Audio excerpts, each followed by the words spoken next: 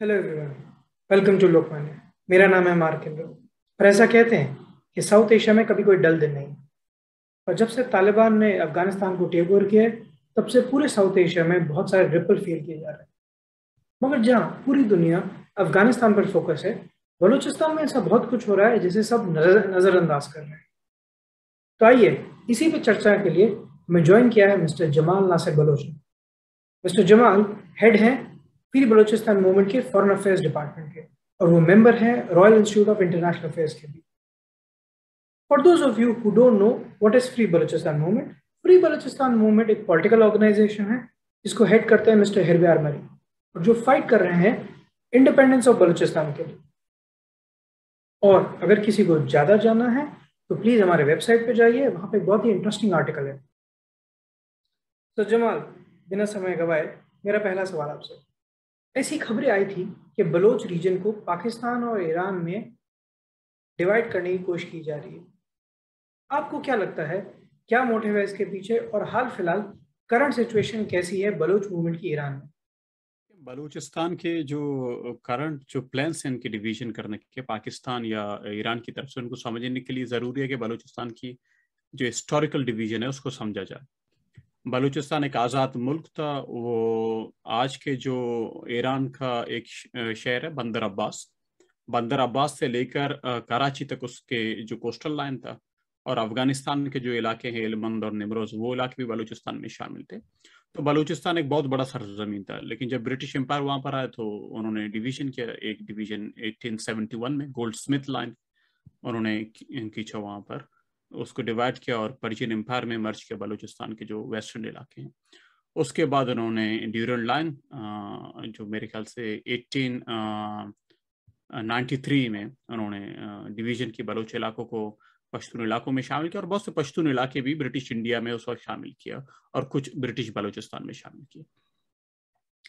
उस वक्त से जब पर्शियन हैं वो तो करते आ रहे हैं, जो जेरीमेंडरिंग है, टेरिटोरियल जेरीमेंडरिंग है, या छोटे छोटे इलाके हैं उनको अपने दूसरे प्रोविंसेस में डालकर बलूचिस्तान के साइज को डिक्रीज कर रहे हैं। जो जो कि बलूचिस्तान का साइज जो कि एडमिनिस्ट्रेटिव यूनिट के अंदर है ईरान के अंदर। तो बहुत से बलूच एरियाज हैं, वो ईरान के एक प्रोविंस है हुर्मुजगान, कोस्टल एरिया का एक प्रोविंस है, वहां पर उन्होंने मर्ज किए हैं। और बहुत से इलाके किरमान के अंदर मर्ज किए, प्रोविंस ऑफ किरमान, और बहुत से साउथ खुरासान के अंदर मर्ज किए पहले से उन्होंने। और बलूचिस्तान का नाम भी ये चेंज करते आ रहे हैं, पहले सिस्तान व बलूचिस्तान, बलूचिस्तान व सिस्तान कहते थे, फिर सिस्तान व बलूचिस्तान। अब कहते हैं कि जो मौजूदा एडमिनिस्ट्रेटिव यूनिट है सिस्तान व बलूचिस्तान, एक प्रोविंस की तरह है वहां पर, तो उसको भी फर्दर डिवाइड करेंगे और बलूचिस्तान के नाम को हम मिटा देंगे वहां से। तो ये ईरानियन प्लान्स है। और पाकिस्तानी जो जब ब्रिटिश एम्पायर था तो उसने डेरा गाजी खान और दूसरे इलाके ब्रिटिश इंडिया में इज्म किए, पंजाब के एडमिनिस्ट्रेटिव यूनिट्स में, जहाँ आज भी बलूच रहते हैं, बलूची बोलते हैं पंजाब के अंदर। और पाकिस्तान ने फिर दूसरे इलाके भुट्टो के दौर में कुछ जम किए गए बलूचिस्तान में, जैकबाबाद और दूसरे इलाके, कराची, कुछ इलाके कराची में जम किए गए यूनिट था। अब ये कह रहे हैं कि हम बलूचिस्तान को साउथ बलूचिस्तान और नॉर्थ बलूचिस्तान के नाम से इंट्रोड्यूस करा रहे हैं। वो लीगली तो एडमिनिस्ट्रेटिव यूनिट्स नहीं है अब तक पाकिस्तान के अंदर साउथ बलूचिस्तान के नाम से, लेकिन अगर आप न्यूज़ पढ़ते होंगे या एसपीआर के जो स्टेटमेंट देखते होंगे तो अब वो साउथ बलूचिस्तान को एक एंटिटी के तौर पर कह रहे हैं कि साउथ बलूचिस्तान तो अलग है, उसके डिफरेंट पचटम लाएंगे और दूसरी चीजें। तो उनके हर वक्त ये प्लान रही है कि बलूचिस्तान की सरजमीन की जियो स्ट्रेटेजिक अहमियत इतनी ज्यादा है कि वो टेक्टिकली हर वक्त इस सोच में या स्ट्रेटेजिकली इस सोच में किस तरह आबादी को चेंज किया जाए, वहां पर डेमोग्राफिक चेंजेस लाया जाए, और किस तरह बलूचिस्तान को खत्म किया जाए, उसकी एक जो भी एंटिटी हो विद इन पाकिस्तान, जो भी एंटिटी हो विद इन ईरान एंटिटी हो, या एक हिस्टोरिकल एंटिटी हो, उसको खत्म करके जब वो खत्म होगा उनके ख्याल से बलूच नेशनलिज्म या बलूच आज़ादी की जो तहरीक है वो खत्म हो सकती है। और बलूच फिर शायद जिस तरह वेस्ट में होता है, दूसरे इलाकों में होता है कि वो अपने आप को एक एडमिनिस्ट्रेटिव यूनिट के तौर पर, एक आइडेंटिटी के तौर पर देखना शुरू करते हैं। तो शायद यही इनके प्लान है कि वो बलूचिस्तान के नाम को खत्म करें और बलूचिस्तान की जो हैसियत है उसको खत्म करें। और हाल फिलहाल क्या मूवमेंट चल रहा है ईरान में? देखें, ईरान में जो है 1871 के बाद पर्शियन एम्पायर इतना कैपेबल नहीं था कि वो बलूच इलाकों को कब्जा कर सके। तो वो लीगली जो ब्रिटिश ने जो भी कहा था कि ये आपका बॉर्डर है, लेकिन वो कागजों पर तो होता था, लेकिन वहाँ उसकी अथॉरिटी नहीं होती थी। तो ये 1920s में इन्होंने ये सक्सेसफुल हुए कि दोस्त मोहम्मद खान थे जिन्होंने बलूच स्टेट डिक्लेयर किया। उसको ब्रिटिश ने रिकॉग्नाइज भी किया हिस्टोरिकली कि आप बलूच अथॉरिटीज हैं यहाँ पर, आप आपके स्टेट को हम मानते हैं। और उसको फिर रजा शाह पालवी थे, उन्होंने गिरफ्तार किया, फिर उनको फांसी दी गई। उसके बाद से बलूचिस्तान 1920 के बाद बलूचिस्तान में पर्शियन इंकर्जन ज़्यादा हुआ और ज़्यादा वहाँ पर उनके आप कहें कि मिलिट्री बेसिस बने। तो उस वक्त से बलूचों के अंदर एक सेंटिमेंट था कि हम पर्शियन नहीं हैं, हम बलूच हैं, हम एक मुल्क से ताल्लुक़ रखते हैं, एक कौम से ताल्लुक़ रखते हैं और हम एक बलूचिस्तान के हिस्से हैं।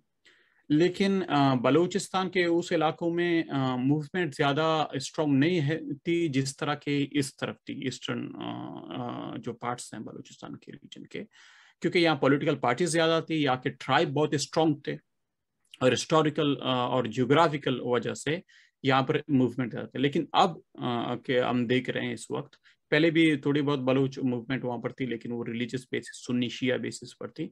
लेकिन इस दफा एक बहुत बड़ा चेंज है। वो चेंज सिर्फ बलूचिस्तान में नहीं है, ईरानियन ऑक्युपाइड बलूचिस्तान में, वो चेंज आपको हर जगह दिखाई देगा। कुर्दिश इलाकों में भी उनके पार्टीज हैं, अरबिस्तान में भी जो आवास के इलाके हैं जैसे बहुत से तेल निकलते हैं ईरान के, और इसी तरह की तहरीकें आपको तुर्क इलाकों में नजर आएंगी, जो अजरबैजान के जो या अजरी तुर्क अपने आप को जो कहते हैं, तबरेज और दूसरे इलाकों में। और इसी तरह कैस्पियन सी के पास जो एथनिक ग्रुप्स हैं वो अपने आप को पर्शियन से अलग कहते हैं। तो ईरान के अंदर ओवरऑल नेशनलिस्ट मूवमेंट, कुछ फेडरलिस्ट कहते हैं अपने आप को कि हम फेडरेशन चाहते हैं विद इन ईरान, और कुछ कहते हैं कि हम आज़ादी चाहते हैं। तो वो मूवमेंट बहुत ज़्यादा हैं।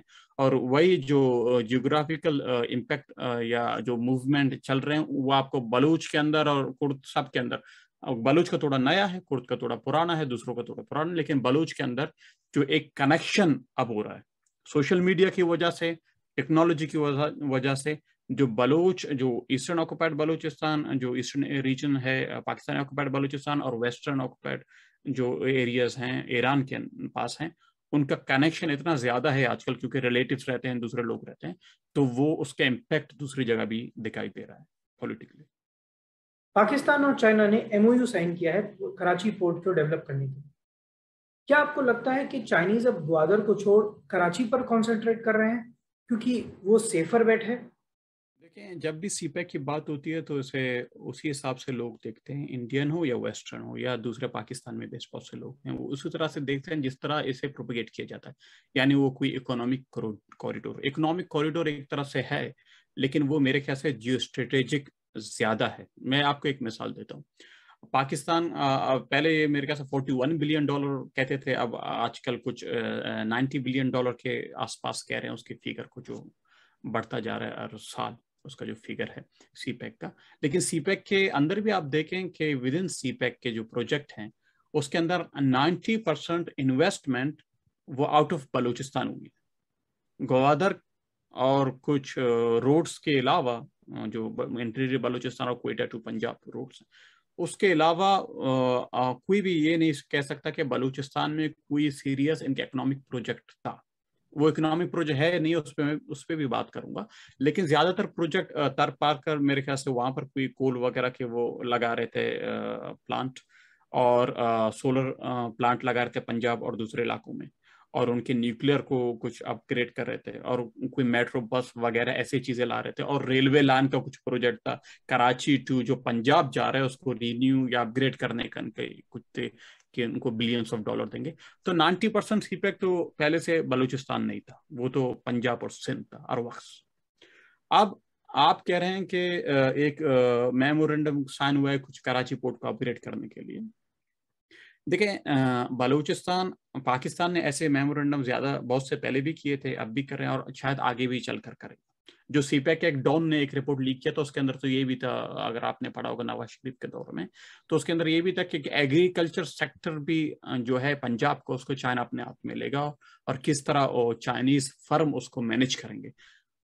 अगर आप उस चीज को छोड़कर जियो स्ट्रेटेजिकली देखें तो मेरा पहले से ही आर्गुमेंट रहा है, आज से नहीं, आज से बहुत पहले आर्टिकल्स में मैंने लिखा है और दूसरे जगह मैंने हर वक्त ये कहा है, क्योंकि मैं उसी इलाके से ताल्लुक रखता हूँ।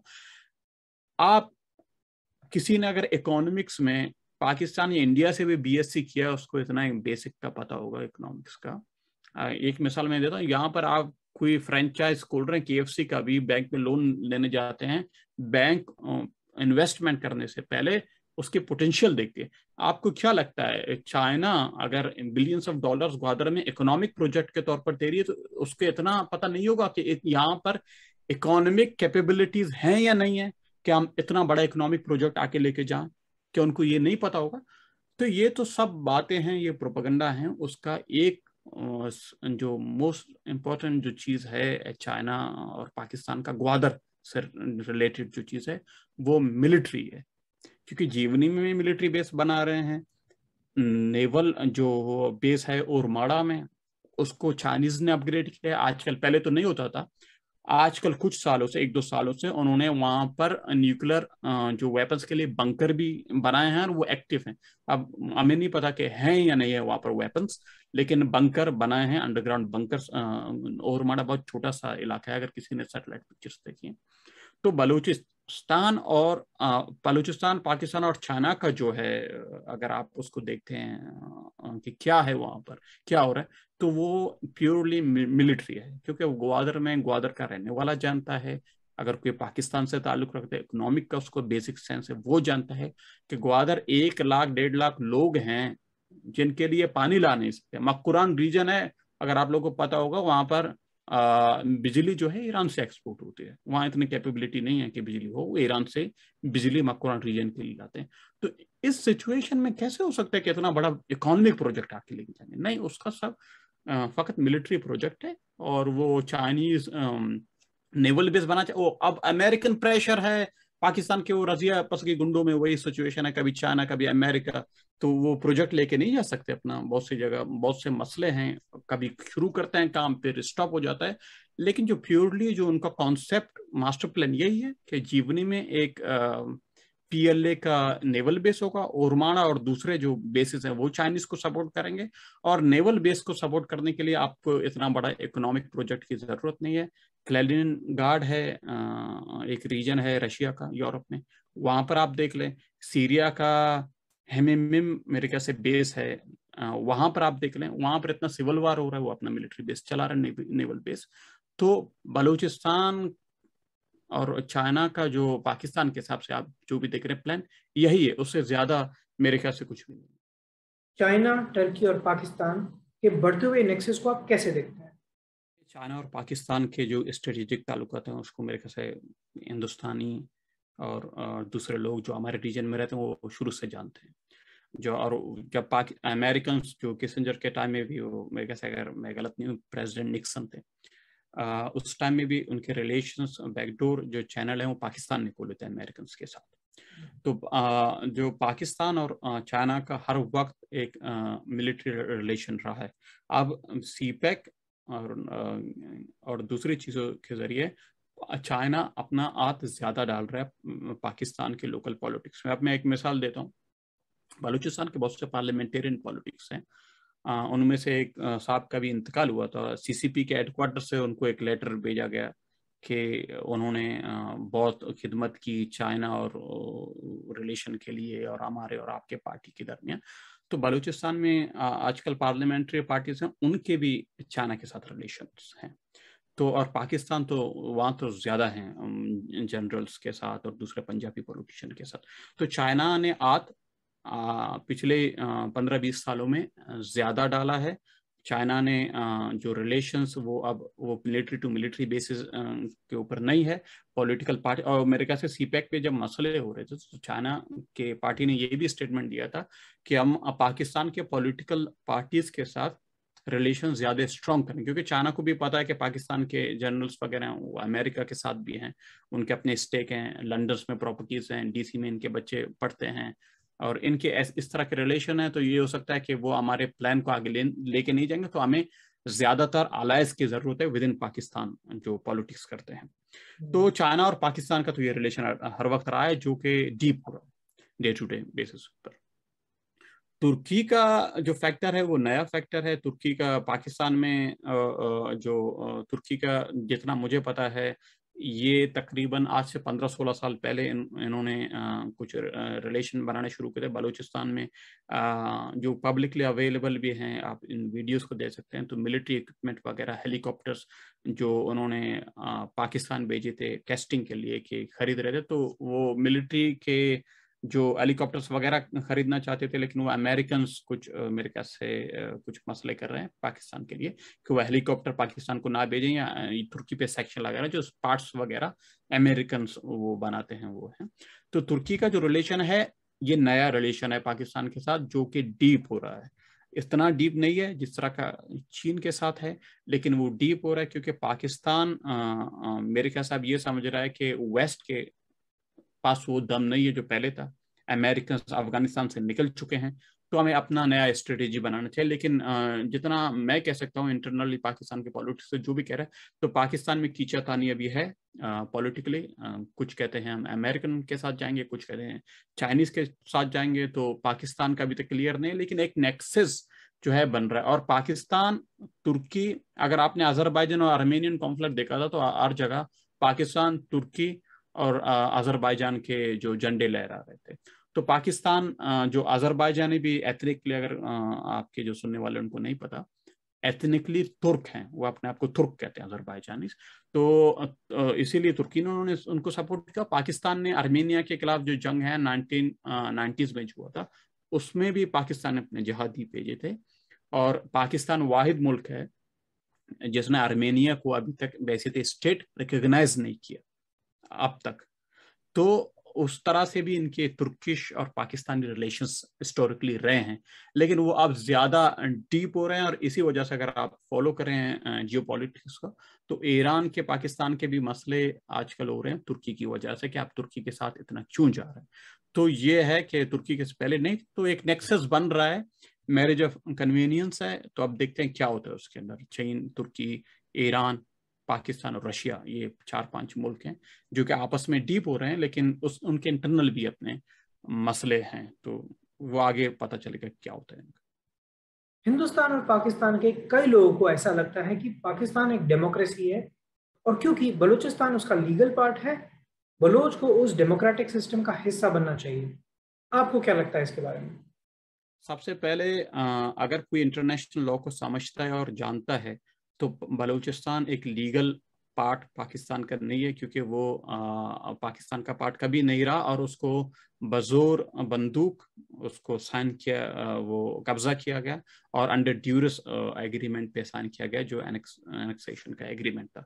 और बहुत से कम लोगों को पता होगा, जो एनेक्सेशन एग्रीमेंट उन्होंने जो लीगल बेसिस उसका ये था कि अगर इंडिया के जो इंडिया पहले होता था डिवीजन से पहले, अगर उसका कोई टेरिटरी है, उसका कोई पार्ट है, जो 1935 जो गवर्नमेंट ऑफ इंडिया एक्ट था उसके तहत, वो उसके बाद ये कॉन्सेप्ट आया था कि इंडियन स्टेट का कॉन्सेप्ट 1935 के बाद आया था।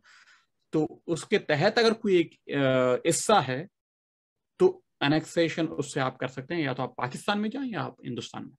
तो सारा बेसिस, जो लीगल बेसिस 1935 का, जो इंडियन स्टेट का जो कॉन्सेप्ट ब्रिटिश ने लाया था, उसके अंदर बलूचिस्तान पूरा नहीं उतरता, क्योंकि 1935 को बलूचों ने एहतजाज किया था, अपने नुमाइंदे वहां नहीं भेजे थे। और फिर लीगल वो ऑफिशियल कम्युनिकेशन हुई थी खान और ब्रिटिश रिप्रेजेंटेटिव के दरमियान कि we are not an Indian state. और जिना जो था, उसका सारा केस जो बलूचिस्तान को लॉयर था, अगर किसी ने डॉक्यूमेंट्स देखे हैं, पढ़े, ब्रिटिश लाइब्रेरी में आज भी अवेलेबल हैं, तो जिना का सारा लीगल आर्ग्यूमेंट एक पॉइंट पर था कि Balochistan is not an Indian state, it is an separate entity, और इसको हक है कि वो सॉवरेन स्टेट की तरह आ सके, और उसके हिंदुस्तान के फ्यूचर से लेना देना कुछ भी नहीं। तो सारा जिना का केस का बेसिस यही था। तो ये कहना कि वो उसका लीगल पार्ट है, तो वो लोग नहीं जानते कि उसके लीगल बेसिस क्या है। दूसरा, आप डेमोक्रेसी को अगर देखते हैं, तो डेमोक्रेसी के बहुत से डेफिनेशन हैं, बहुत से। एरन लिचपार्ट है, उसका अपना डेफिनेशन है, दूसरे एकेडमिक हैं उनके अपने डेफिनेशंस हैं। लेकिन डेमोक्रेसी को अगर कोई एकेडमिकली आप वोट से नक्की नहीं कर सकते कि वहां पर वोट हो रहा है तो डेमोक्रेसी इस तरह, रशिया भी डेमोक्रेसी है, या दूसरे इलाके भी डेमोक्रेसी आप कह सकते हैं अगर वहां पर वोट हो रहा है। डेमोक्रेसी का प्री रिक्विजिट, प्री कंडीशन ये है, state institution should be impartial in the democratic process. वो आर्बिटर है, वो इम्पार्शियल होंगे इस प्रोसेस के अंदर, अपना हाथ नहीं डालेंगे। आज पाकिस्तान का एक पंजाबी पॉलिटिशियन भी ये दावा नहीं कर सकता कि state institution, army, intelligence, judiciary, वो पाकिस्तान के इलेक्शंस में 1947 से लेकर आज तक इम्पार्शियल है।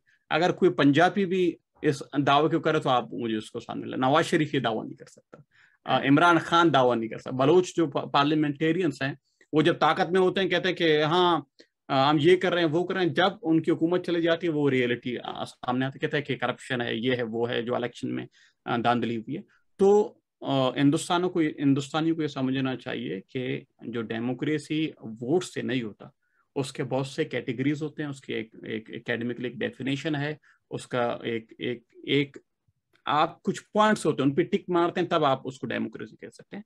Pakistan is not a democracy, it is a Sunni Punjabi ethnocracy, और उससे ज्यादा मेरे ख्याल से वो कुछ नहीं है। और जिन्ना के रोल को बलूचिस्तान के कंटेक्स्ट में देखते हुए यही कह सकते हैं कि रक्षक ही भक्षक बन गया। थैंक यू जमाल, आज आपने अपना वक्त दिया, thank you very much. Viewers, ये सिर्फ पार्ट 1 है, पार्ट 2 बहुत जल्द आने वाला है, जहां पर मिस्टर जमाल हमें बताएंगे तालिबान का क्या इम्पैक्ट होगा बलूचिस्तान पर। Till then, please take care of yourselves and stay safe. Thank you.